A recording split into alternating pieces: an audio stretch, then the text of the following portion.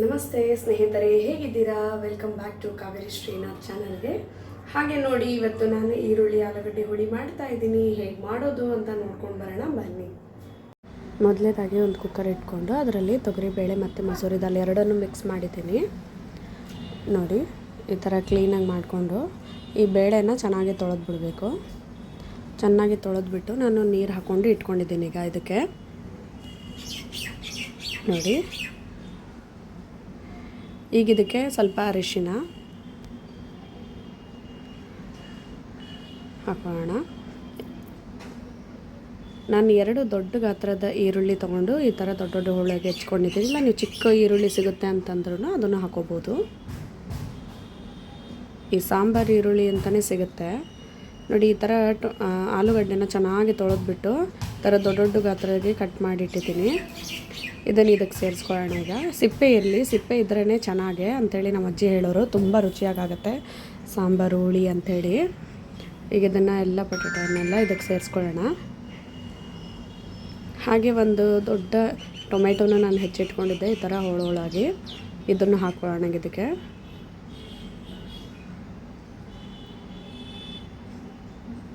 ಬೇಳೆ ಚೆನ್ನಾಗಿ ತೊಳೆದ್ಬಿಟ್ಟು ಈರುಳ್ಳಿ, ಟೊಮ್ಯಾಟೊ, ಆಲೂಗಡ್ಡೆ ಎಲ್ಲನೂ ಹಾಕ್ಕೊಂಡಿದ್ದೀನಿ. ಒಂದು ಅರ್ಧ ಸ್ಪೂನಷ್ಟು ಎಣ್ಣೆ ಹಾಕ್ಕೊಳ್ಳೋಣ.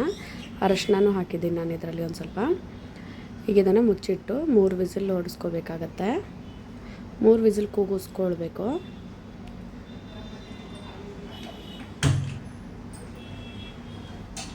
ನೋಡಿ, ವಿಸಿಲ್ ಬರೋಕ್ಕೆ ಸ್ಟಾರ್ಟ್ ಆಯಿತು. ಅಷ್ಟೊತ್ತಿಗೆ ನಾವು ಇದಕ್ಕೊಂದು ಮಸಾಲ ತಯಾರು ಮಾಡ್ಕೊಂಬಿಡೋಣ. ಒಂದು ಮಿಕ್ಸಿ ಜಾರ್ಗೆ ಹಸಿ ಕೊಬ್ಬರಿ ಹಾಕ್ಕೊಂಡಿದ್ದೀನಿ. ಹುಣಸೆಹಣ್ಣು ನೆನೆಯಿಟ್ಟಿದ್ದೆ, ಒಂದು ಸ್ವಲ್ಪ ಅಷ್ಟೇ ಸಾಕು. ಟೊಮೆಟೊ ಹಾಕಿರೋದ್ರಿಂದ ಚೂರು ಹುಣಸೆಹಣ್ಣು ಹಾಕಿದರೆ ಸಾಕಾಗತ್ತೆ. ಬೆಲ್ಲ ಹಾಕೊಳ್ಳೋಣ. ಈ ಥರ ರುಬ್ಬಿ ಹಾಕೋದ್ರಿಂದ ಇನ್ನೊಂದಿಷ್ಟು ಮಂದಾಗಿ ಬರುತ್ತೆ ಹುಳಿ, ಅದಕ್ಕೋಸ್ಕರ ರುಚಿನೂ ಚೆನ್ನಾಗಿರುತ್ತೆ. ಇದಕ್ಕೆ ನೋಡಿ, ಹುಳಿ ಪುಡಿನೂ ಹಾಕ್ತಾಯಿದ್ದೀನಿ ನಾನು. ಒಂದು 2 ಸ್ಪೂನಷ್ಟು ಹುಳಿ ಪುಡಿ ಹಾಕ್ಕೊಳ್ತೀನಿ. ಸ್ವಲ್ಪ ಜೀರಿಗೆ ಹಾಕ್ಕೊಳ್ಳೋಣ.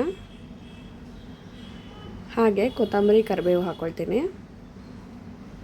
ಚೆನ್ನಾಗಿ ತೊಳೆದಿಟ್ಟಿದ್ದೀನಿ ಕೊತ್ತಂಬರಿ, ಕರಿಬೇವನ್ನ.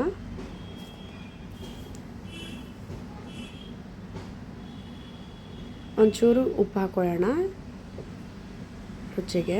ಅಂದರೆ ಆ ಮಸಾಲೆನಲ್ಲಿ ಕೂಡ ಉಪ್ಪು ಹೊಂದ್ಕೋಬೇಕು, ಅದಕ್ಕೋಸ್ಕರ.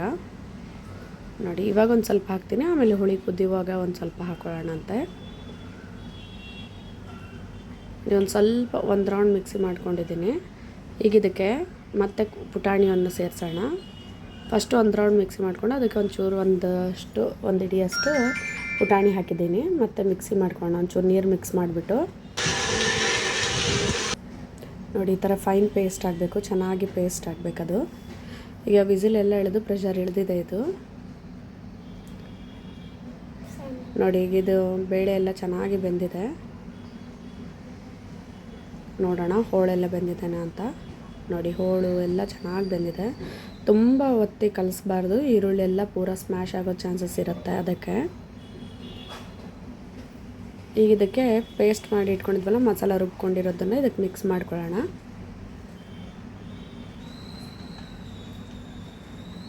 ನೋಡಿ, ಈಗ ಇದಕ್ಕೆ ಈ ಥರ ಮಿಕ್ಸ್ ಮಾಡ್ಕೋಬೇಕು ಮಸಾಲ. ಇನ್ನೊಂದು ಚೂರು ಇತ್ತಲ್ಲ, ನೀರು ಮಿಕ್ಸ್ ಮಾಡ್ಕೊಂಡು ಹಾಕ್ಕೊಳ್ತೈತೆ. ನೀವು ಹೀಗೆ ಒಂದು ಸ್ವಲ್ಪ ನೀರು, ಪೂರ ಸಾಂಬಾರು ತುಂಬ ಗಟ್ಟಿ ಬೇಡ ಅಂತಂದರೆ ನೀರು ಇವಾಗೆ ನೋಡ್ಕೊಂಡು ಹಾಕ್ಕೋಬೇಕು. ಉಪ್ಪು ಹಾಕ್ಕೊಳ್ತೀನಿ ಒಂಚೂರು. ಆವಾಗೆ ಒಂದಿಷ್ಟು ಹಾಕಿದ್ದೆ, ಇವಾಗ ಒಂದು ಸ್ವಲ್ಪ ಹಾಕ್ತೀನಿ. ಉಪ್ಪು ನೋಡ್ಕೊಂಡ್ಬಿಟ್ಟು ಹಾಕಿ ರುಚಿಗೆ ತಕ್ಕಷ್ಟು. ಒಂದು ಬಾಣಲೆ ಇಟ್ಕೊಂಡು ಅದಕ್ಕೆ 1 ಸ್ಪೂನಷ್ಟು ಎಣ್ಣೆ ಹಾಕ್ಕೊಂಡಿದ್ದೀನಿ. ಒಗ್ಗರಣೆ ಕೊಟ್ಕೊಳ್ಳೋಣ ಇದಕ್ಕೆ ಸಾಂಬಾರಿಗೆ, ಹುಳಿಗೆ. ನೋಡಿ, ಈಗ ಸಾಸಿವೆ ಹಾಕ್ಕೊಳ್ತೀನಿ. ಉದ್ದಿನಬೇಳೆ ಹಾಕ್ಕೊಳ್ಳೋಣ. ಸಾಸಿವೆ ಚಿಟ್ಕೊಡ್ತಿದ್ದಂಗೆ ಒಂಚೂರು ಇದಕ್ಕೆ ನಾನು ಹಿಂಗೆ ಹಾಕ್ಕೊಳ್ತೀನಿ. ಈಗ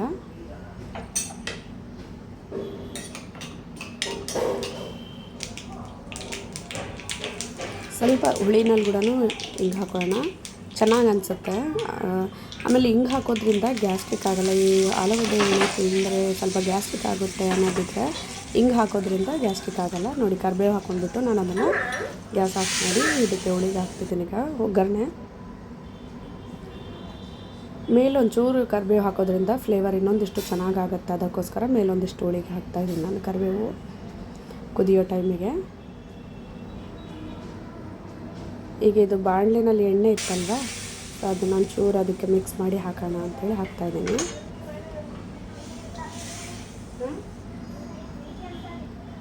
ನೋಡಿ ಎಷ್ಟು ಚೆನ್ನಾಗಿ ಅನಿಸುತ್ತೆ.